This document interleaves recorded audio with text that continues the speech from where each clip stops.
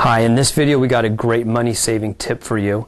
If you have a Kenmore electric central vacuum and your fuse link prong plug has gone bad, you can easily replace it with this adapter cord right here.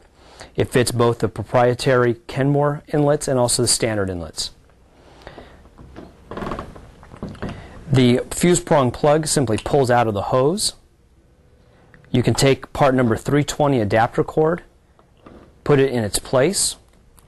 You have 8 foot of cord to go to the nearest electrical outlet, and there's plenty of clearance to fit into the proprietary Kenmore inlets.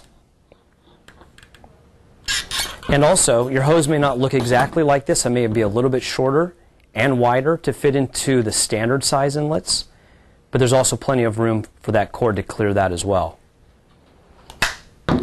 You're back up and running with your vacuum cleaner, and that's why we're here, to give you that kind of advice and that kind of help.